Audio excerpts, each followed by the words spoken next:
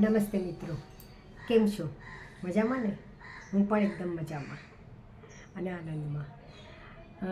કાલે આપણે વિડીયોમાં વાત કરી હતી સ્વીકાર, સમજ, આચરણ અને અનુભવ, અને એના દ્વારા આપણે જ્ઞાન પ્રાપ્ત કરવાની વાત થઈ હતી. આજે હું વાત કરીશ આ પહેલાં મેં વાત કરી ત્યારે આપણે મનની સ્થિતિ, સ્વસ્થિતિ અને પરિસ્થિતિ વિશે વાત કરેલી. તો એના વિશે સંદર્ભમાં થોડીક આજે વાત કરવી છે બીજી. તો મિત્રો, આ મનની સ્થિતિ કેવી રીતે બદલાય? તમે જ વાત કરતા હતા કે તમને એમ લાગતું હશે કે ઘણીવાર કોઈ પૂછતું હોય કે મનની સ્થિતિ મેડમ કેવી રીતે બદલીશું, તો મને એમ થયું કે મારે એનો જવાબ આપવો જોઈએ. તો એના માટે એક મસ્ત ઉપાય છે જે હું તમને બતાવું. જો મનની સ્થિતિ અને પરિસ્થિતિ, સ્વસ્થિતિ અને પરિસ્થિતિ બે અલગ અલગ વસ્તુ છે.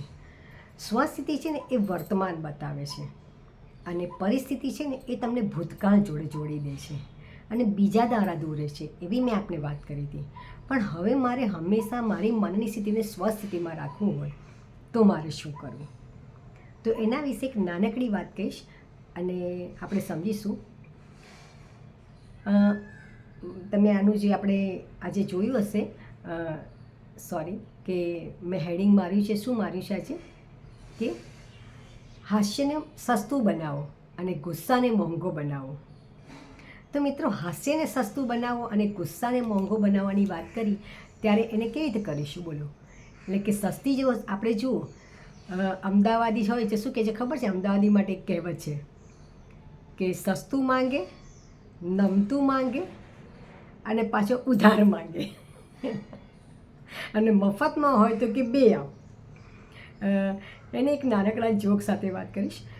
એકવાર એક અમદાવાદી હતો અને ટ્રેનમાં ક્યાંક જઈ રહ્યા હતા. એક અમદાવાદીને એક મુંબઈવાળો હતો. બે જણ ટ્રેનમાં ક્યાંક જઈ રહ્યા હતા અને વચમાં સ્ટેશનમાં કંઈક માથાકૂટ કોઈની જોડે થઈ અને એક બીજો કોઈ માણસ હતો અને એને ગમે એમ શબ્દો બોલી ગયો, અપશબ્દોય બોલી ગયો. તો ત્યારે પેલો અમદાવાદી તો બેઠો બેઠો હસતો હતો અને કાંઈ બોલ્યો નહીં. એટલે આપણે એમ પૂછ્યું કે પેલા મુંબઈવાળા કે તને ગુસ્સો ના આવે આટલું બધું કોઈ બોલ્યું તો, અને આ તો આટલું બધું ના, પણ કે મને આપી ગયો છે ને, મારી પાસે કંઈ લઈ તો ગયો નથી, તો મને શેના માટે ગુસ્સો આવે? જુઓ, હાસ્યને એણે સસ્તું બનાવી દીધું. કોઈ માણસ આપણને કંઈ આપી ગયો છે ને અને લઈ તો ગયો નથી તમારી પાસે, તો ત્યારે આપણે એમ કહીએ કે હાસ્યને સસ્તું કઈ રીતે બનાવાય, એની અનેક ઉપાયો છે. અને એના 3 ઉપાય એક તો બતાવીશ. પહેલાં એક તો હસવું. કોઈ પણ વાત પર જ્યારે આપણે હસીએ છીએ ને ત્યારે આપણું કહીએ ને તો આપણા જે બ્યુટી સ્પોટ છે, બ્યુટી પુલ, આપણે જે પોઈન્ટ છે, એમ અમે એક્યુપ્રેશમાં એવું કહીએ કે અમુક પોઈન્ટ છે ને એ તમારી બ્યુટી પોઈન્ટ ગણાય છે, જે તમારા સૌંદર્યને વધારે છે, તમારા ચહેરાની ચમકને વધારે છે, ચહેરા પર કરચ નથી પડવા દેતી. તો એ પોઈન્ટ દબાવવાથી, તો જ્યારે આપણે હસીએ છીએ ને ત્યારે આપણા પોઈન્ટ દબાય છે, એને પ્રેસ થાય છે અને એને ત્યાં આગળ બ્લડ સર્ક્યુલેશન વધે છે, એટલે આપણી સુંદરતા વધે છે. જે લોકો જો બહુ ગંભીર રહેતા હોય ને એ લોકો બહુ જલ્દી ઘરડા દેખાય, અને જે લોકો હસતા હોય ને એ લોકો હંમેશા યુવાન જેવા દેખાય. તે તો હસતા રહેવું. પછી બીજું હતું, અમારા સર કાયમ કહેતા હસી લેવું.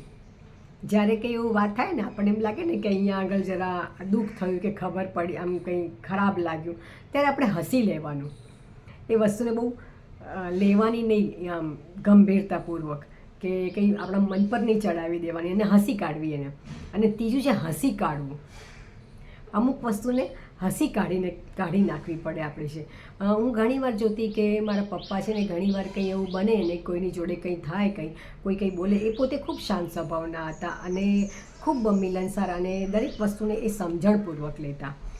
તો એ ઘણીવાર કોઈ વસ્તુ મને એમ થાય, પપ્પા તમે આ કેવું ત્યાં હસી કાઢ્યું, આ માણસ આવું બોલી ગયો ને? તો કે બેટા, આપણે હસી ના કાઢીએ ને તો આ વસ્તુ આપણી જોડે આવે, એટલે કાઢી નાખવી. હસીને કાઢી નાખવી, એને જોડે લઈને નહીં જવાની. હું મારા મન પર જોડે લઈને જઈશ ને તો શું થશે કે મારી જોડે આવશે ને પછી એના વિચારો આખો દિવસ આવ્યા કરશે ને પછી ગુસ્સામાં પ્રવર્તશે, ક્યાંક જ્ઞાની આવશે, દુઃખ થશે, દોષ આપશે, બધું કેટલા બધા તમે જુઓ ને તો નેગેટિવ ઇમોશન્સ આપણી આવી શકે. એને હસીને કાઢી નાખવાનું. જે આપણે કચરો કાઢી નાખીએ ને એમ એને હસીને કાઢી નાખવાનું. કોઈનો આપશબ્દ હોય, કોઈનો ગુસ્સો હોય, એને હસીને કાઢી નાખવાનો. અને મિત્રો, એક બીજું બહુ સરસ વાત, જ્યારે કોઈ બહુ ગુસ્સે થયું હોય ને અને તમે સામે હસી લેશો ને જરા, તો એ માણસ પણ હસવા મળશે. તમે એક માં હશે ને, માને પૂછજો, કોઈ પણ માં, એ જ્યારે વિચારશે, જ્યારે એ બાળક જોડે કે ગુસ્સે થાય ને કરે ને, અને બાળક જ્યારે દયામણું મોઢું કરીને આમ આવે, કાં તો હસી લેની માં સામે, તો માનાથી પણ હસી પડાય છે, બાળક પણ બધો જ ગુસ્સો ભૂલી જવાય છે. તો આવી રીતે હાસ્યને સસ્તું બનાવવું. મિત્રો, જ્યારે હાસ્યને સસ્તું બનાવી દઈએ છીએ ને, ત્યારે આપણે બધા જ ઇમોશનો અને આપણી બધી લાગણીઓ સકારાત્મક દિશામાં આગળ વધે છે. અને જો આપણે રડ્યા કરીએ, જો હસતાની જોડે બધા હસે છે, રડતાની જોડે કોઈ રડતું નથી. આપણે જ્યારે કોઈ વાત પર એમને પણ હસતા હોઈએ ને, અને કોઈને આપણે કોઈ જોક પર આપણે હસતા હોઈએ, કંઈક આપણને યાદ આવી, તો બીજો પણ સામે આપણી જે હશે ને, ક્યારેક પ્રયોગ કરજો, એ પણ હસવા મળશે. એને પહેલાં હસશે, પછી કે શના માટે તું હસે છે, મને કહેતો કરો તો તને હસવા, તો એ પણ હસવા માંડે છે.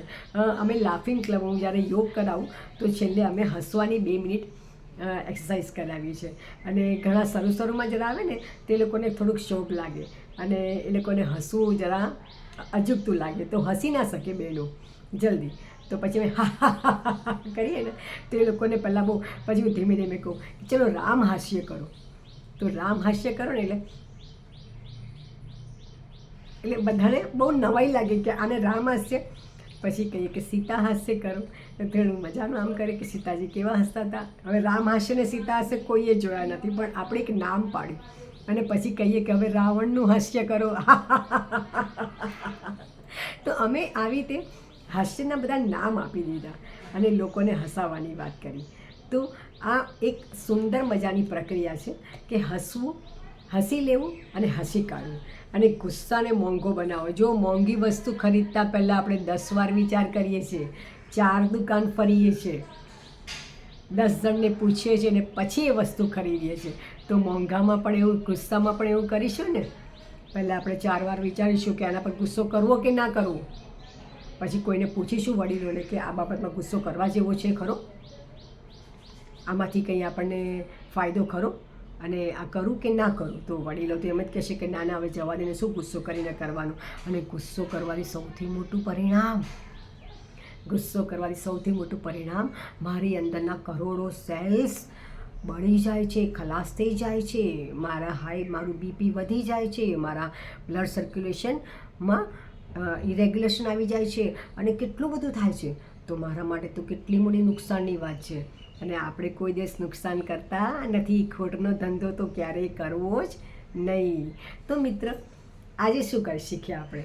આજે આપણે શીખ્યા છે હાસ્યને સસ્તું બનાવો અને ગુસ્સાને મોંઘો બનાવો. તો આ એક નાનકડી ટ્રીક છે. હસવું, હસી લેવું અને હસી કાઢવું. આ 3 વસ્તુ, આ વસ્તુ કરવાથી આપણા જીવનમાં હાસ્યનો ઉમેરો થશે. મને ઘણી વખત મારા ક્લાસમાં બધા પૂછે કે મેમ, તમે હંમેશા હસતા હસતા કેમ રહો છો? તો મેં કીધું, કારણ કે તમે બધા મારી સામે એટલા સુંદર ચહેરાવાળાઓ બેઠા હોય છો, અને તમારા આંખમાં એટલા બધા વિસ્મયના ભાવ હોય છે, આશ્ચર્યના ભાવ હોય છે. ક્યારેક વાર તમે એને મારી વાતને સ્વીકારતા નથી, ત્યારે મને આ બધું જોઈને હસવું આવે છે. અને મને એમ થાય છે કે હું એકલી આ શું બોલું છું. અને અત્યારે પણ હું જે બોલું છું ને તમારી સામે, ત્યારે પણ મને ખૂબ મજા આવી રહી છે કે હું એકલી પણ કેટલું આનંદ કરી શકું છું. માણસ જ્યારે એકલા આનંદ કરતાં શીખી જાય ને, ત્યારે એને ગમે એટલા લોકો દુઃખ અપાવવા આવે ને, તો એ માણસ જલ્દી ડરતો નથી. તો મિત્રો, તમે જાતે તમારી જાતને આનંદ આપતા શીખી જાઓ, તમારી જાતને પ્રેમ કરો. એના મને સૌથી મોટી વાત છે કે હું મારી જાતને પ્રેમ કરું. અને જ્યારે હું મારી જાતને પ્રેમ કરીશ ને, ત્યારે હું મારી જાતને ક્યાંય કોઈ પણ રીતે નુકસાન નહીં થવા દઉં.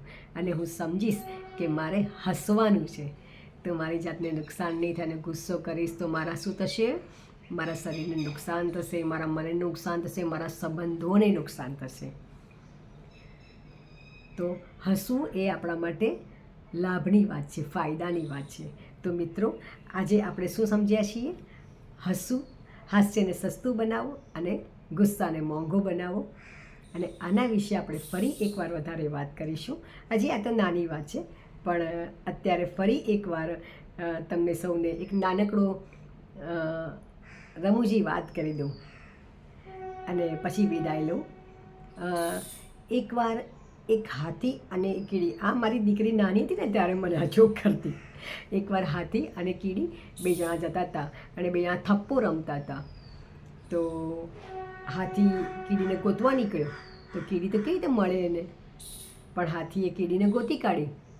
પછી એણે એમ કીધું કે તે મને કેવી રીતે ગોતી?